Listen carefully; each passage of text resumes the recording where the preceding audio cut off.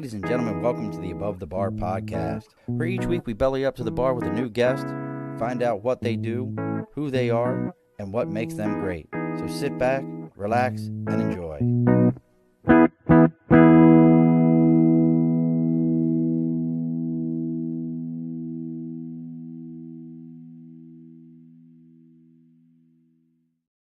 Alrighty, folks, welcome back to the Above the Bar podcast. It's your host, Sean.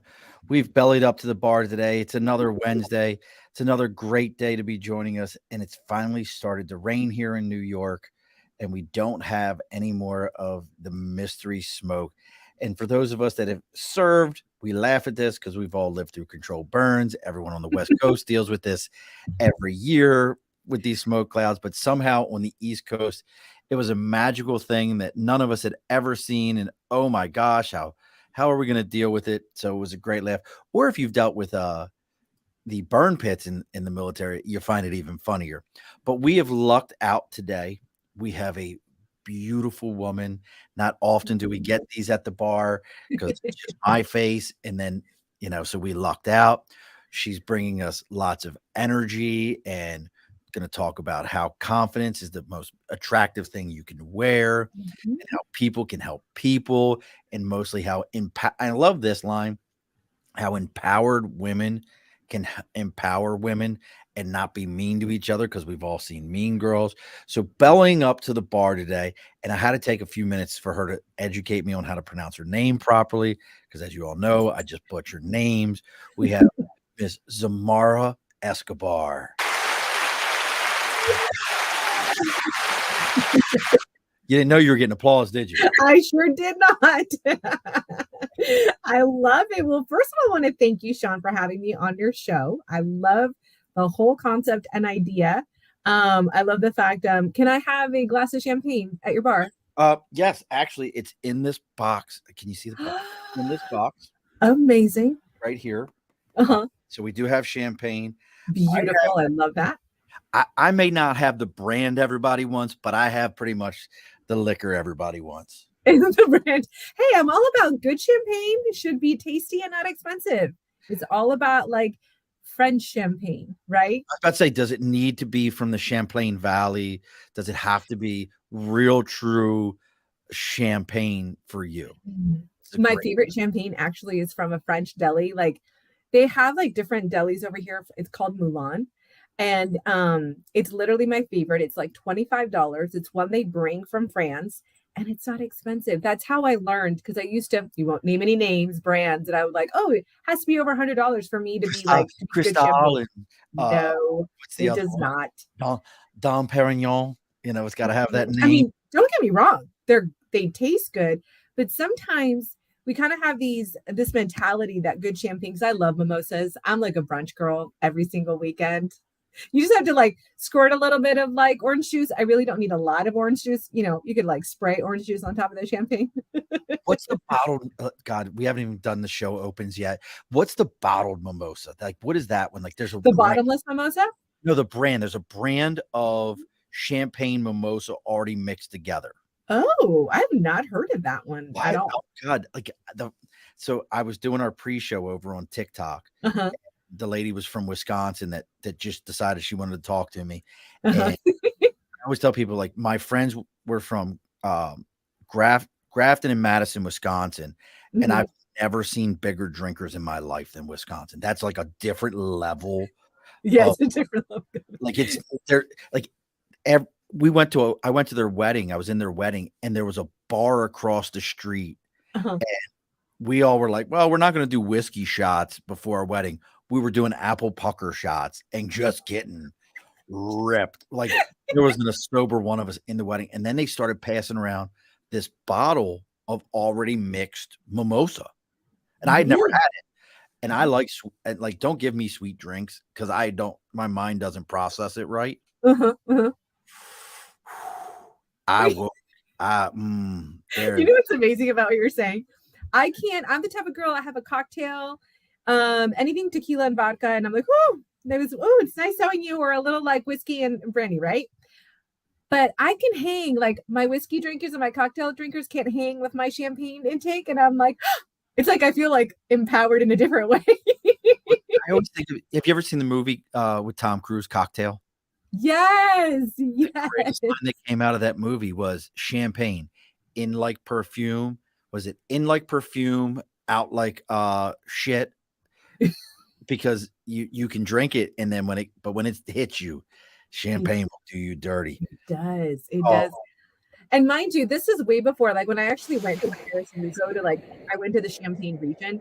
I was so not educated on, and I kept on thinking, like, I was like a poor 20, in my 20s, early 30 girl, and I'm like, "Oh, I couldn't be able to, like, hang," or, like, everything has to be, super expensive, not realizing that over here, with all the taxes and blah, blah, blah, is what makes it expensive. Over there, like, $20 bottle is pretty good, you know? that's high end bottle. I love it. God, we may not even get to talk about what you're talking about because I love it.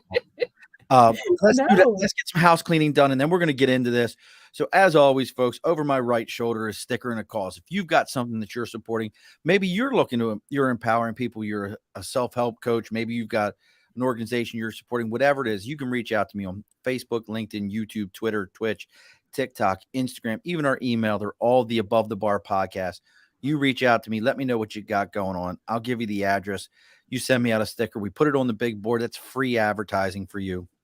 Once again, sticker and a cause, Facebook, LinkedIn, YouTube, Twitter, Twitch, TikTok, Instagram, Gmail, all of it, the Above the Bar podcast. Then the other side, we got to talk about our sponsor. They're actually a Southern California company originally, but I've got them out here. It's Budget Blinds of East Greenbush. And let me ask you like this. And you're a pretty stylish lady there, Xiomara. You're a pretty stylish lady. So window covering, window treatments.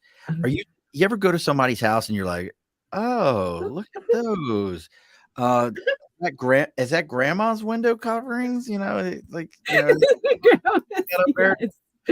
wood Totally. blinds, they got wood blinds up and they look like they probably came across the Oregon Trail or something like that.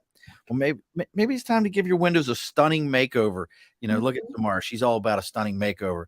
And we want to introduce you to Budget Blinds of East Greenbush, your go-to destination for stylish and affordable window treatments. That's awesome. Here's an idea for you. I want you to picture this for a moment, Samar. Beautiful custom window blinds, perfectly complementing whatever decor you have in your house. You just moved. This might be something to think about. Decor in your house, providing privacy, blocking out harsh sunlight. And guess what? You're going to get the blinds of your dreams just as easy as calling them, because they're going to come to your house. They're going to measure for you. They're going to show you the material in your home. It's a free consultation, free measurements. Before they leave, they're going to hand you an actual document that says, hey, this is what it's going to cost to do this. And we're talking blinds, shades, shutters, drapes, whatever you want to fit the project you're looking at. What do you think about that? That's a pretty good deal. It is, especially it sounds simple, and sometimes they can make it too complicated. That's the thing. And nobody wants to come to your house anymore. Everybody's like, you can come to our showroom, and then, yes. then you ask them, you're like, well, I don't know how this is going to look on my paint or in my windows or with my view. And everybody's like, you can take a picture. Well, you can take a picture. Well, they're going to come out. And if you mention to them that you're there to belly up to the bar, they're going to give you a 10% discount off your entire order. So that's budget. Not a bad deal. So that's Budget Blinds in East Greenbush, 10% off. Look, and my buddy James, I'm going to plug James for a minute because I love James' project. James has been on here with us. Shag carpet. I love it. You know what, James? It's funny you say that. I know the guys at Budget Blinds of East Greenbush, and they were telling me they were just in a home, had great furniture. And they actually told the person, you know what would look good in your living room? A old school shag carpet, like a throw shag. I like shag, so I think good, especially if you don't have pets or kids running around. Shag still look good to me. But this is one. I'm gonna plug him for a minute. I gotta plug it. What James has got going on. Let me ask this, Xiomara. How many pictures are on your phone? 9,000. And I clean my phone, mind you. 9,000. And when we were growing up, I don't know about you, but I have photo albums from my grandmother and great grandmother that none of us know who's in those pictures. None of us know who's left there. My art kit is you can go and you join, you pay, Your pictures are never lost. You can verbally put on there, that's grandma, whoever, that's aunt, whoever, that's my friend, whoever. You can leave a message for each of these pictures. They never disappear. Do you know if you didn't touch your Google for 2 years that they delete everything? I didn't know that. For reals? Yep. 2 years you don't touch Google because remember, it's a server. So they just delete everything on you. Oh, So my art kit, it never goes away. And even more impressive, heaven forbid, knock on wood, you have a family member that maybe they're ill and they have somebody that they want to leave a message that they know they're never going to be able to, it's an infant or something like that. You can actually, through my art kit, you can leave a message and set the timer on it that says, hey, when they turn 18, send them an email or send a message so that they can say, hey, I'm whoever I'm your real father. That person who's raised you is not actually your father. Definitely, folks, check out my art kit, MYARKIT. Give James contact. Let him know what you got going on. And trust me, you will love it. So, all right. So, Miss Diva, we are open. We are ready to happen. You got your water after this. You said, I love that you were like, I got Bible study and then wine. That is so Jesus and some wine. And you're drinking water and he turned water into wine. So you got to go listen. And then, and what is it right now? I do my Bible. I love when people are like, you go to church every Sunday and Bible study? Yeah. Yes, I do. I listen in the morning. What is it right now? Is it Matthew? We're doing Matthew right now. Is it Matthew? Are you doing Matt? No, I'm doing Judges. Judges. Oh my God. Yeah, it's one of those like very drama. I'm actually surprised that they haven't made more movies out of Judges. Like, really? A lot of stuff going on in there. You're just like, dang, it's like Game of Thrones, but like Bible stuff, like Bible history. Just a lot going on in there. When you get it, well, I mean, it has to be Matthew. I'm almost sure it was Matthew. I was just reading, and I was a Catholic kid that became Methodist, and you read it all, and then you forget about stuff. I completely forgot about this guy who, Legion. Have you ever heard, the story of Legion? Have I heard the story of Legion? You know the story of Legion? So this is like, and it's so mind-boggling to me. So Jesus goes into this town, and there's all these tombs, and there's this guy, and he's ripping chains off. They tried to chain the guy, and he's walking around. He's breaking chains off of his legs. He's breaking them off his neck, and he talks to Jesus, and Jesus is like, "Look, man," and I'm paraphrasing. Look, folks, we're not going to go right. I'm not going to go into old English or nothing, but basically, Jesus is like, "There's demons in this guy," and they're like, "We're more than a demon. It's like either 20 or 200. And they actually say there's a legion of us in here." And he's like, okay, yes, it is. Okay, gotcha. This? And he's getting ready. He's getting ready to expel them all. And they're like, before you expel us all, let us go into those pigs. And he's like, fine. And they all go into 200. That's what it was. It was 200 pigs. They go into 200 pigs, and then they run into a river or some body of water, and they drown themselves. Mm-hmm. Mm-hmm. And then the people in the town are like, told Jesus, you got to get out of here. You got to go. We can't have you around here because we don't know what you're doing. And I was listening to that this morning because I just hit play on the Bible. You do? Okay. Well, I'm actually reading, it's called The Story. And it does it in such a format. It's kind of like you're reading, I wouldn't really call it a novel, but it does it in such a way that it's not like verbatim. So it takes like the story as though you were reading a nonfiction, but like more of a story. It's literally called The Story Bible Study. And so literally some of these things that I've read when I was a kid, blah, blah, blah. And I'm getting here and I'm like, dang, this is now making sense. Now I understand Huso and Kier and David and Solomon and all of this, where before it was just a reading, and this Bible study is taking it like I was reading a book, a fictional book, but it's the Bible. Hey, ladies and gentlemen, welcome to Whiskey and the Word. I get off track so much every time. But so tell me, Xiomara, about your website And folks, if you're joining us, scrolling across the screen, the divawearspink.net, check it out. But tell me what it is, why you created it, and I love the tagline: "Empowered women, empowering women." What is that all about? Well, I've been an entrepreneur now for 14 plus years, Okay. and I'm the daughter of immigrant parents of El Salvador. And my daddy, when he came, he now has residency up in heaven. But when he was here, he was in sales literally the second day that he came to this country. He wanted, a future for his family and to leave a legacy. And when one of the things he always taught me was, baby girl, if you look at people with just a dollar sign, I think it's time for you to find yourself another career. Because when you serve, we are to serve. So I'm in sales, but we are to serve others. And that really stood to me because it's how I look at others and how I can help the community, how I can be, how I can give my ministry. So for those, Christian believers, my ministry, my purpose, and my calling. Now they are a little different. They have become a little different throughout the years, but I knew that I wanted to serve women in my when it came to my business, not knowing that my ministry would be for both men and women, empowering them in their journey called life. And then when it comes to the business, the Diva Wears Pink, it was empowering women in their journey of entrepreneurship, right? From there, it also stood that, yes, I'm a beauty consultant. I've been a beauty consultant now also for 14 plus years, been serving the community. And I realized when I was with women, I grew up in a home where I had my mom and she taught me about makeup. She taught me about skincare. So I thought all women had that. And then as I said, was starting to serve and go to nonprofit organizations, I realized that the basics, either they weren't taught at home, they didn't want to ask questions, and women started kind of mirroring whatever they saw around them, either friends.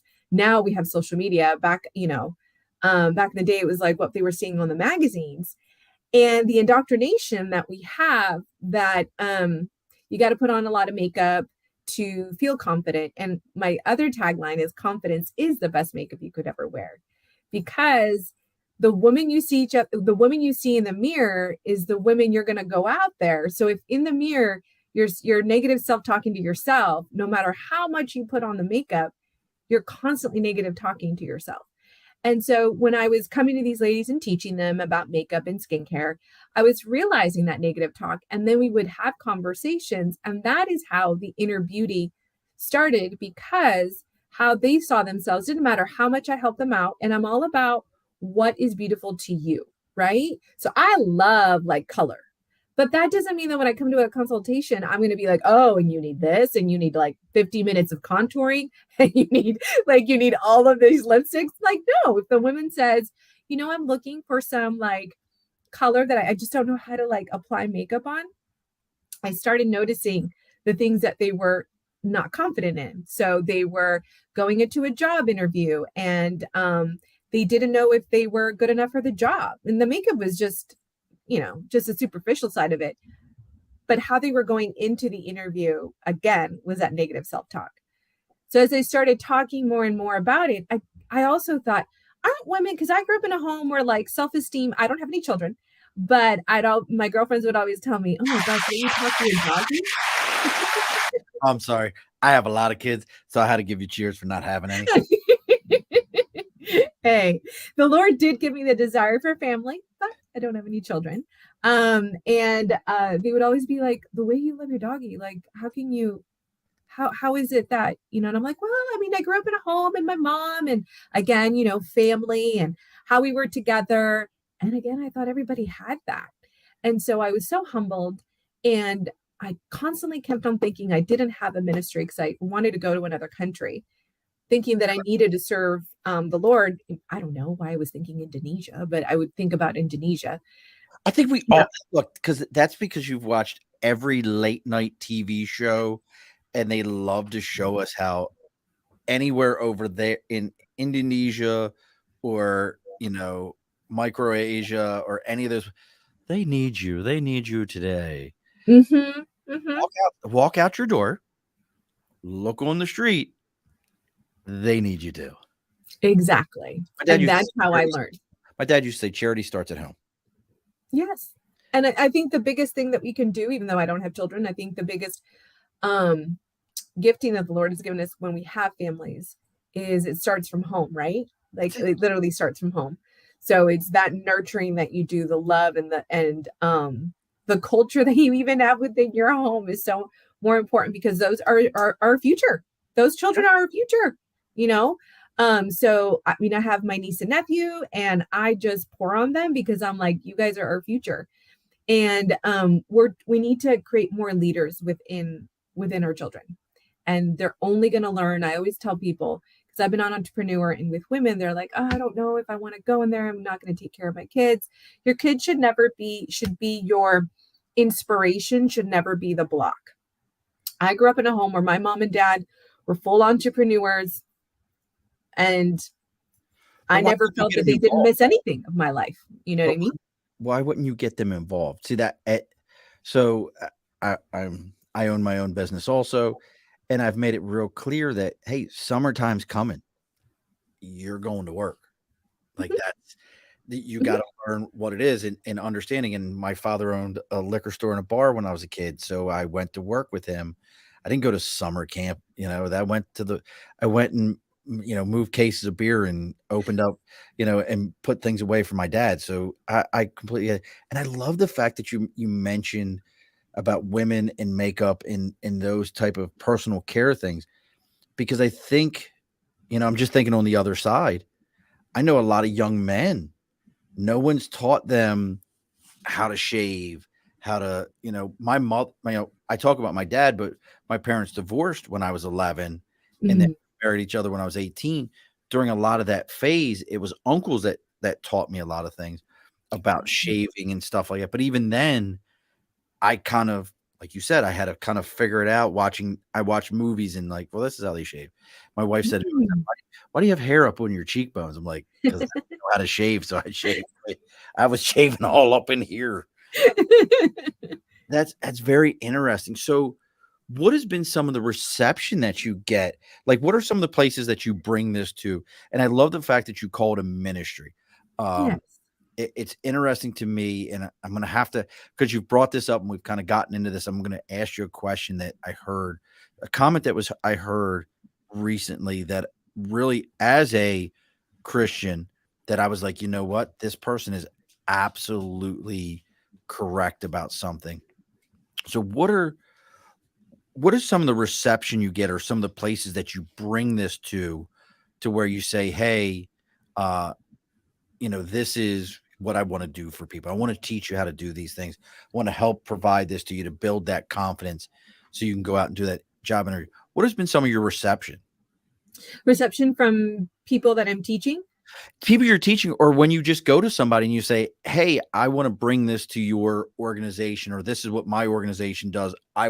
This is what I do. What has been some of the outlook on it? I used to think that and this is before, I remember when somebody was like, oh, I learned it on YouTube. And I was like, how could you learn on YouTube? Because I still wear glasses. And I'd be the person like staring at me like, how do I do that? And so again, because I'm hands-on, and I also understand that not everybody works the same way, I have learned to be very intuitive in the way that I speak to some people, because some people, even before COVID, they preferred more of a teaching style than a one-to-one.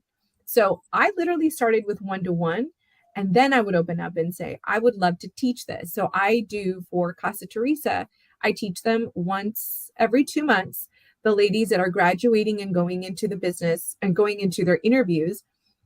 It's an organization of what was that? What is it? Casa Teresa takes care of pregnant women that have been through domestic violence.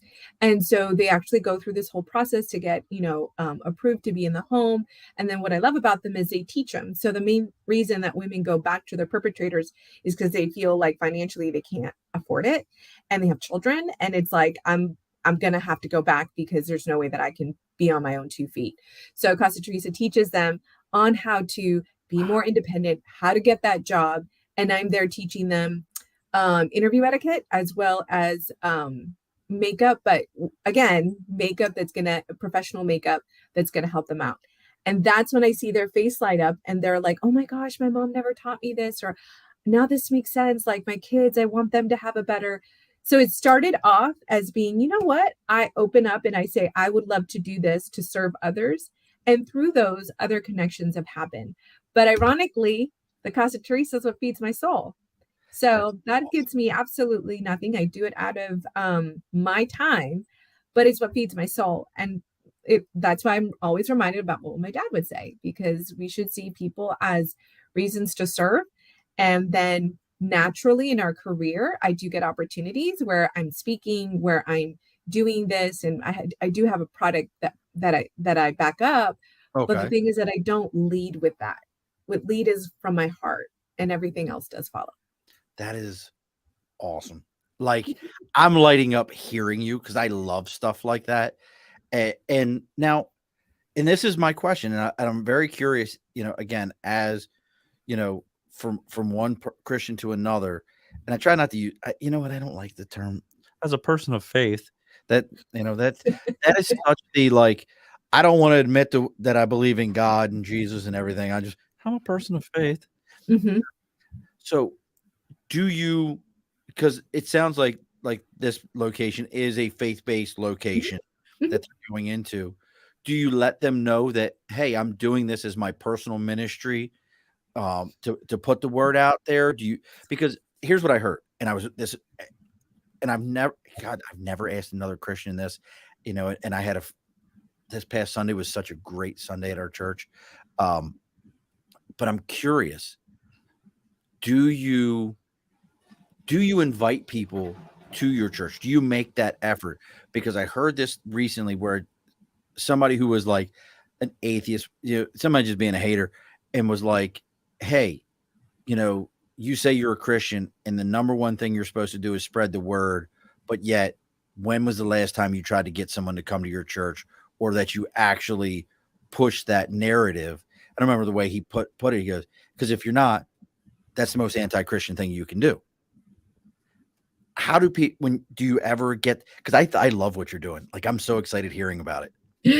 Thank you. Like, do you ever get that opportunity to push that part of the narrative and to push that part of your ministry? And what's that feedback like? Well, one of the things that I've been surrounded when I first started doing business coaching, where I was getting coached business wise. I loved her specifically because it was all about business and it wasn't either or, right? Then we started getting into the energetics, which I believe in. It's, the laws are laws, like the law of gravity is the law of gravity, right? Like there's just certain things that are just true, doesn't matter. It's going to fall either way, right? I believe it or not. It's just the law. And like the law of assumption. Anyways, but the point is that then we started getting into the woo-woo stuff. And I was like, oh, that, when it comes to, I meditate, but I meditate on the word and I pray. So everything that was being taught to me, like what we would call like worldly, I was like, wait a second. Everything is always rooted in a very spiritual base. And I wanted people to hear me and not be like, oh, you're a Christian. Because usually people have had bad experiences at church and with people. Honestly, they haven't had bad experiences with God. They have bad experiences at church and with people. Thank you. I cannot tell you how many times I've said to people, God ain't never done anything to you. Right. God has never done anything to you. Mm-hmm. Somebody who has manipulated the word, somebody who has said that they were doing it for this reason. They have. God hasn't done nothing to you. So why are you so mad? Mm-hmm. And I'm telling you, it's always that. So I don't want people, about 2 years ago, because I was doing my Bible study and I was like, no, I want my business. I want my career to be more kingdom minded, right? Doesn't mean that everybody that comes across me, like, I'm going to be like, you're going to be a Christian. But I wanted them to know, like, if you look at the world, what are we missing? We're missing love and kindness. There's literally a Bible verse about that. God talks about the basics, right? The fruit of the spirit. And we listen to this Bible verse and we're like, duh, like it should be natural to love, be kind, be patient. And then you look at the world and you're like, we're losing that. We're losing the basics, right? And so my whole thing when I speak, I sometimes, depending on my audience, I will talk about our higher being.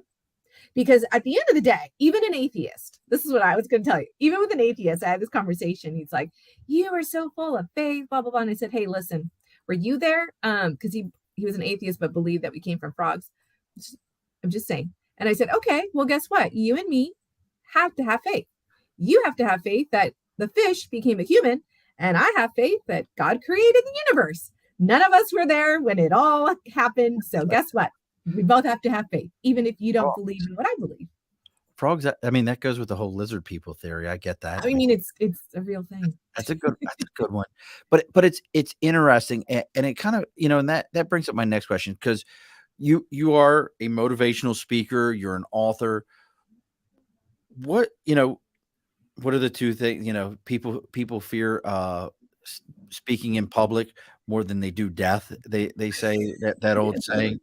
But I'd be curious if that's still true. That was an old study. I wonder if that's still true. But so when getting up in front of people and speaking, what are, some of the topics that you speak about, or things that you're looking to motivate people towards? Well, it's funny you say that, because your show is all about, like, we would have conversation at the bar, right? Yes. And I like to speak to people like we were having a conversation over cocktails, coffee, or wine, like legit. And so these are the conversations we don't have. Like, we have them superficially, but we don't have them at a deeper level, like the way we look at life. So we can all have a crappy experience, but it's the way we look at it, right? We can't control certain things that happen to us. I mean, we can't live life thinking that we can't control anything. But the point is that we do have to let go of this idea that it has to be this way. Because when we're so down that it has to be this way, you don't allow God, in my case, to come through and work through me. Because there's a reason. There's even the bad things. There's a reason why we go through things. There were two things that I prayed for the most in my life, and none of them became true. Okay, so he did not restore a relationship, and my daddy is up in heaven. But I think God did answer my prayers, not in the way I wanted them to, right? I didn't want my God to have residency up in heaven. I'd prefer him to be here on earth. And I would have preferred for that relationship to have been restored, but it wasn't. But I see myself now, and I let go of that about 6 months ago. And I see how God has moved my life in a way different direction, because I'm not in this obsessive control thing that it has to be done this way, or this thinking that, like, now I'm behind, I'm feeling this and I'm feeling that. The Lord gave us a heart of abundance, and he gave us promises that we are to keep. So if we keep only focusing on all the things that have gone wrong, well, God made us. There's literally a verse that talks about capturing our thoughts, because he made us. So he knew that as humans, we would regurgitate the same thing over and over and over and over again. And if you read the Bible, like, God, not only is he so smart, he was the creator of us. He made us in such a way. And even in the Bible explains how to be better humans with our mind, because that is what controls a lot of how we see life and the lens through which we see it through. So having these conversations where, rather than just being so polarized on one and what we call toxic positivity, because that is a thing. Toxic positivity is a thing. Yes, absolutely it is. You know what I mean? That is something that I don't believe in. I mean, people would tell me, like, you're really joyful that your dad, like, isn't here. And I'm like, yeah, but I'm not like getting up in the morning and being like, hey, Dad, I'm glad you're not around anymore. Kiss my ass. See you later, bud. I know exactly what you mean. Like, so no, don't believe in that either. But when I tell you that I'm joyful, happiness and joy are two different things, right? I could be happy to go to Disneyland, and then when I leave Disneyland, my happiness can leave, and joy is a state of being. I just heard this. So I've been talking about these books. They're older books, but I love them. I finished the first one recently, and I love the names. The first one's called The Subtle Art of Not Giving a Fuck. Oh, that's my brother's favorite book. I love your brother already. And the other one, same author, is called Everything is Fucked, a book about hope. And the author talks about these exact things. And the one thing he said just recently is in the book that I was reading, the opposite of happiness is not sadness. You know what it is? And it was like a mind opener to me. Lack of hope. It is not sadness, because sadness means you still have hope. You hope things were better. Now you're sad. Mm-hmm. Anger is you hope things would go the other way and it didn't go the way you Mm-hmm. wanted to. Mm-hmm. Now you're angry. The only opposite of happiness is lack of hope, because at that point, there's nothing. Mm-hmm. There's no future There's if you nothing. take away hope. And it's like, and that's, that's what we're talking about here. And that's what you guys are doing with through, and folks, make sure you're checking out the Diva Wears Pink.net. Make sure you're looking. She's got, and I want to talk about this. You've got the the Lady Leadership Challenge coming up here. Yes. That's in June. Or did that happen, or did I miss that? It already happened, but I'm actually doing an extension of it. So if you go on the Facebook, because we were having great conversations about leading ladies. So it was all about, you are the leading role of your life. Act on it. Sometimes we're like the supporting role. Sometimes we're being too coy about it. It's not about being overly confident. It's a difference. It's about being where God has asked us to be. We are to be the leading ladies of our home, or as a mother, or as a career woman. Wherever God has placed us, we are to act with complete confidence in the name of Jesus. And so, but if we act as though we're constantly, oh, well, life is, I'm too busy, which is one of the things that in our society has just become, it's like they're completely stressed. Like some of my friends, I had to have a conversation with her kid's on like 5 different sports, of which only 2 he's interested. And I'm like, you are literally driving yourself crazy. Your kid doesn't even want to do the other 3. Why are we doing 5 sports? Oh, because my neighbor, like we were talking about it, and she has her kid on 5 sports, and it was like, your neighbor. Chasing somebody else's dreams. I love it. And it's such a great point of, again, it gets back to that hope piece. Are you following your thing or somebody else's? And that leader, I think that's a big thing also. You're talking about leadership. How many of us are looking for grounded leaders in our community, or are we, is this where we found our leadership at inside of a cell phone, inside of social media? We're bombarded with, you talked about joy addiction. We're bombarded with people that are like, hey, I'm on my way to Cabo right now. After that, I'm headed off to the Himalayan mountains. I'm going to go ahead and hang out with some Sherpas. And you're like, I'm going into my 9 to 5 right now, and I want to stab myself in the forehead. What did I do wrong? Why is this 25-year-old doing this? And you're like, I don't understand. Where did I make my mistakes at? You didn't make a mistake, folks. Listen. No.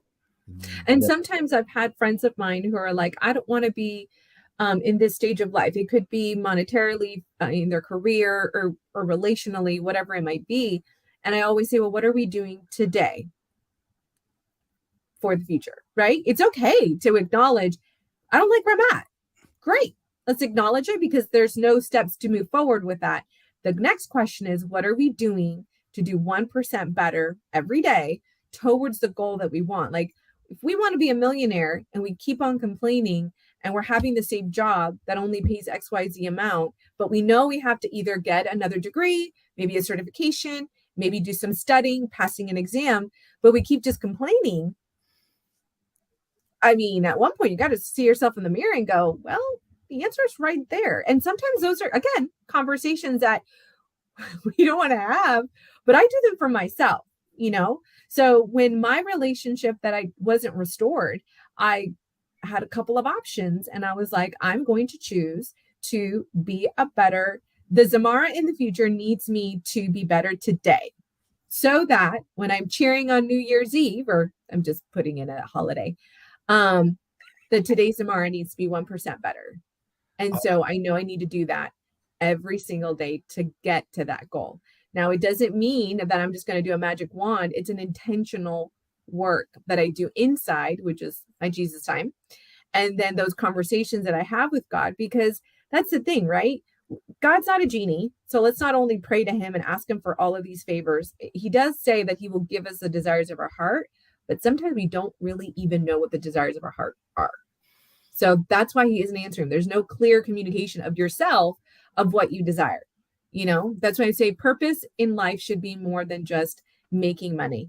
Now, choosing a career that you are passionate about, that you're good at, that you use the giftings that God has given you and you use them for that and for the ministry. Like now we're attuned to what we're good at, attuned to the fact that we're giving back, and we're not this expectation of being abundant. Now the Lord did give us an abundant mindset, but what did I forget the verse again? I'm awful at Bible verse tracting. You and me both. Don't stress it. There is one that talks about how like God will help you, but God's not going to help you with things he's already given you, right? He's given you a sound mind, or he's giving you these talents and you refuse to use them. He can't help you in that way. But if you use your talents that God has given you and you pray through that and you ask for guidance, he will give it to you. But we're so distracted, and the noise, yes, literally being quiet is one of the hardest things as a human that we can do, which is why I meditate. I love it. And there is something about breathing, coming together and meditating, which is a very yoga thing to do, but it is a very natural thing for us to do, of which we don't do. It's what prayer Mhm. is. People mistake that. You hear like the yoga meditation, but prayer is meditation. That's exactly. You don't even have to call it meditation. You say, well, I take my time to breathe and pray, because your mind's going to wander, whether we like it or not. We're human. Mm-hmm. But the other side of this, and I'm curious of your approach. So it sounds like you've talked to some folks, and we all run into them here and there, where they have this is uncomfortable. The conversation we're having, very open conversation that says, hey, you've used your faith to help women, to help other people move along. You found a way to create the ministry in your heart for other people. And I love it, Xiomara. You have no idea how exciting this is. So you've used that to help other people, to grow for them. Mm-hmm. What has been your approach, though, to that woman who, she might be in that home and she's getting ready to graduate, but she's only there because it's a program. She doesn't care about it. She's there. It's a program. I was in a bad situation. I love that you used the term perpetrator. I love that.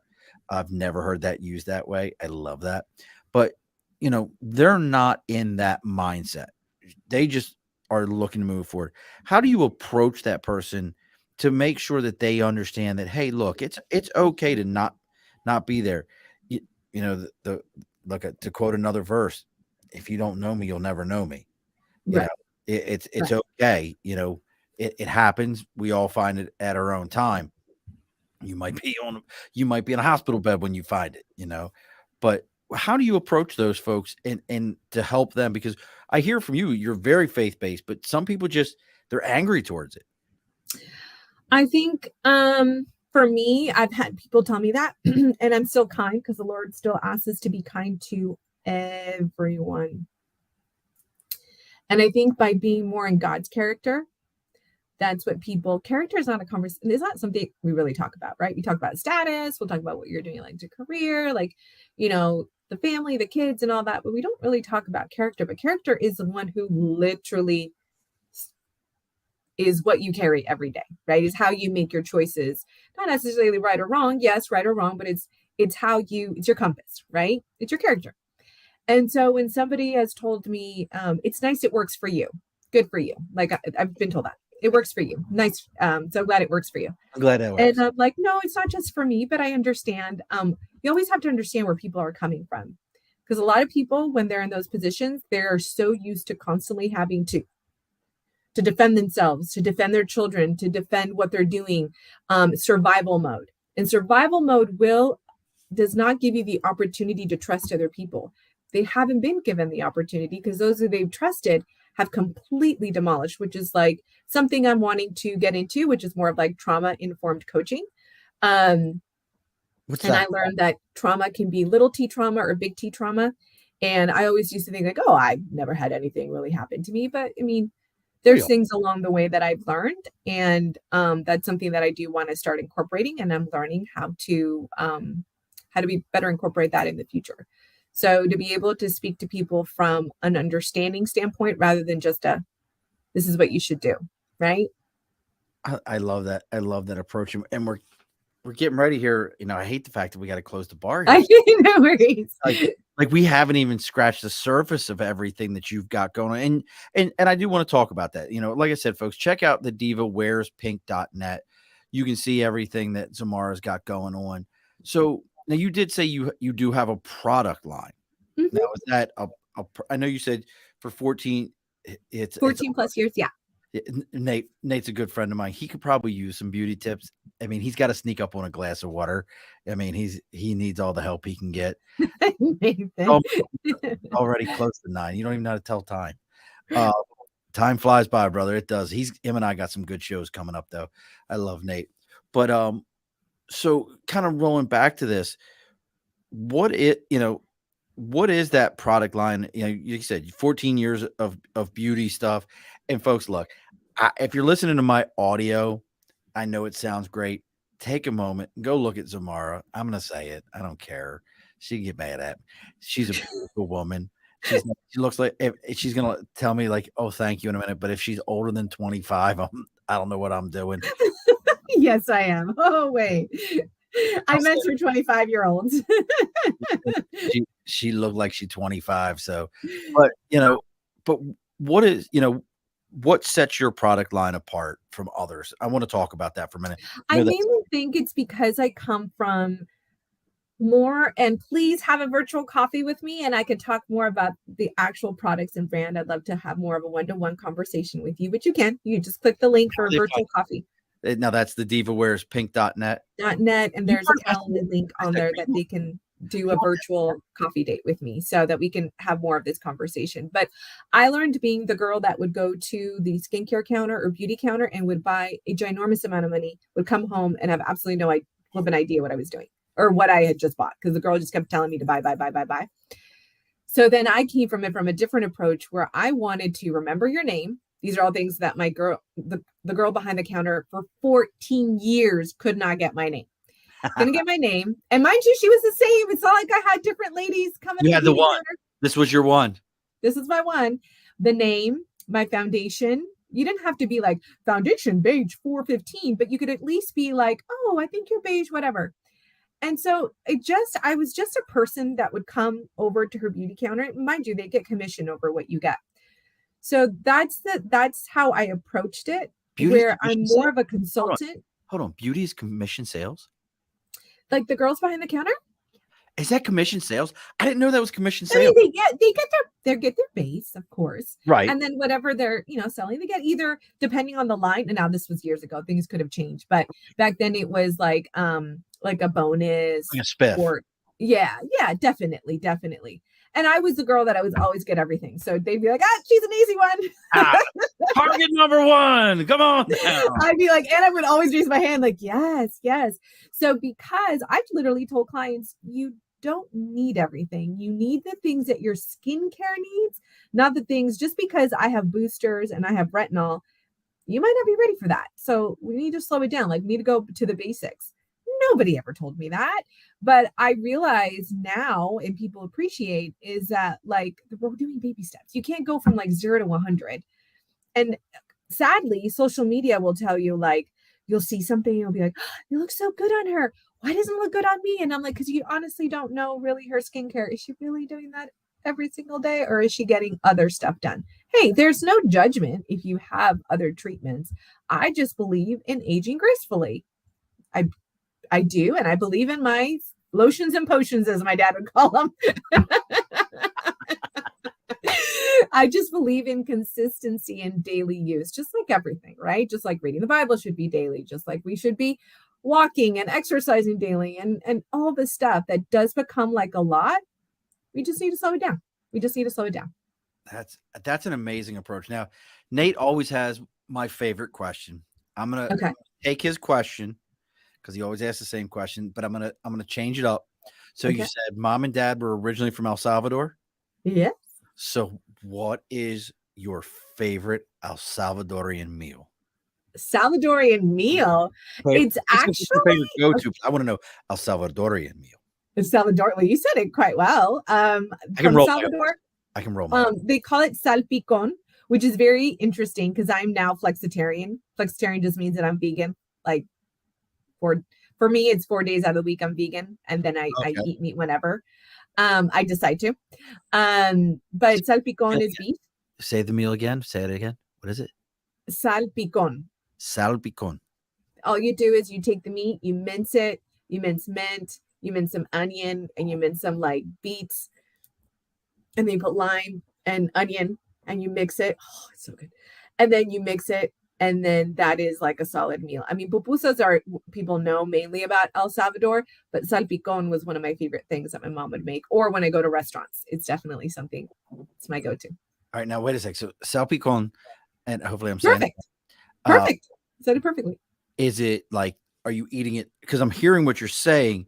Are you eating it over rice? Are you having it with something? Like, what do you? I don't do over rice, but the typical meal would be salad, salpicón with the meat, all like that. And mind you, the beef is fully cooked, Okay. boiled mainly, and a salad and rice. Boiled, really? I know it doesn't sound fantastic, No. but it's just the way that it's, you know how ceviche people will be like, oh, that's fish. Yes. And it's raw, but it's cooked. The meat is cooked, and they just mince it like really, really small. I'm actually surprised you didn't say ceviche. I'm surprised you didn't say it like a ceviche or something like that. Well, ceviche would be more like that'd be more like Peruvian. Obviously, Mexican have their version of ceviche. We have our version of ceviche. But my favorite ceviche is by far Peruvian ceviche, like by far. I have a friend. I used to work for Amtrak and on the railroad, and he is Peruvian. And the craziest thing, I didn't know. So he educated me. We went to a Peruvian restaurant in New York City. I didn't understand the Asian influence on Peruvian food. Like, we're there, and I'm like, why is this with like new, like this sounds Asian? He's like, yes. He's like, yeah, you dumb white ass. He's like, that's exactly what it is. He's like, we have a huge Asian population in Peru. If I'm not mistaken, I think one of their presidents was Japanese. Yeah, like he explained this whole thing to me, and I'm like, and the big corn kernels, like the yes. What corn that is? Like, you got all excited for those you. I did. I love that stuff. But I was like, back to food talk for a moment, because there's a fat kid that lives in my soul. My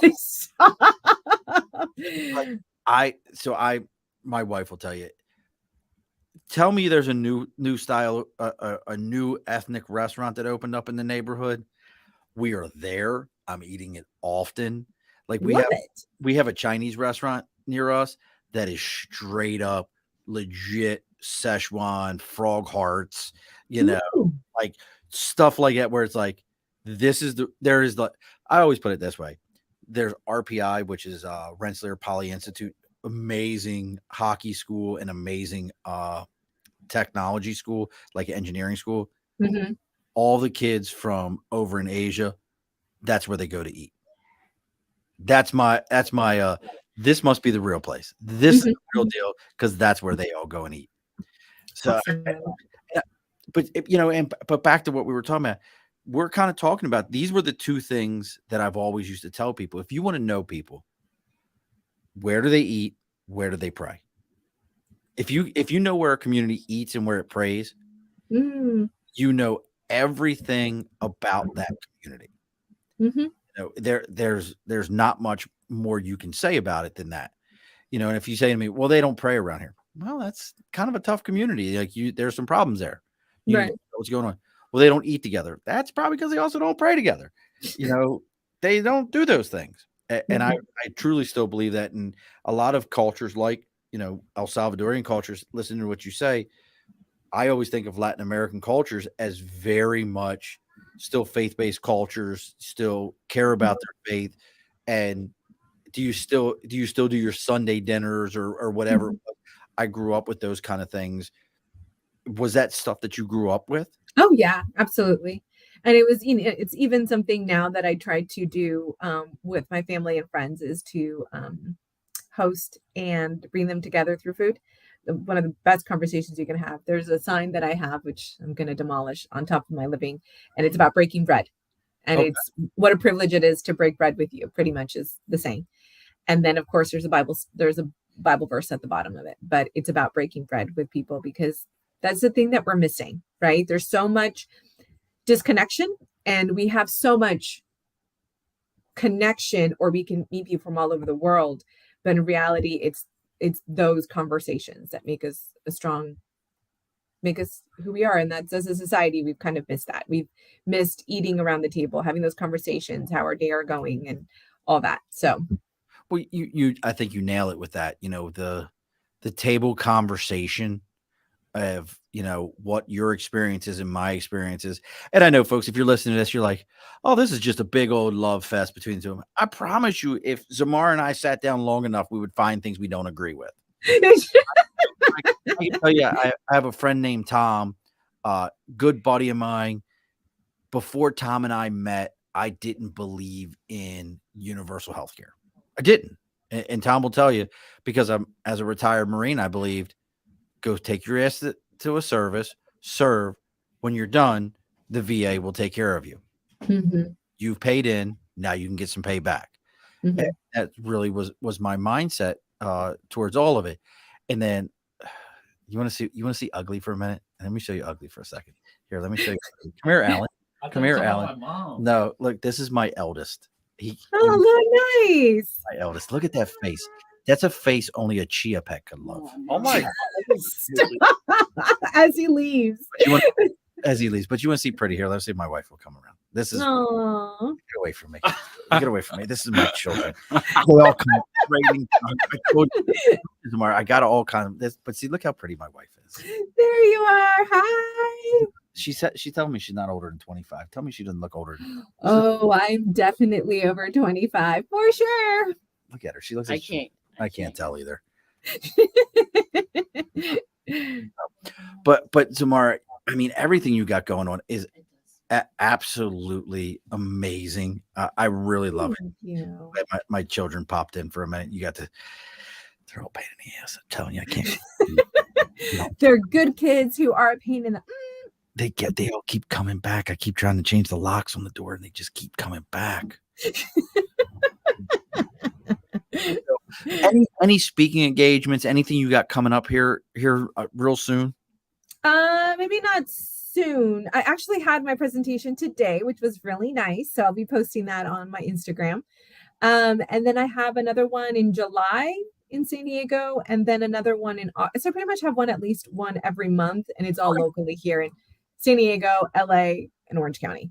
Okay.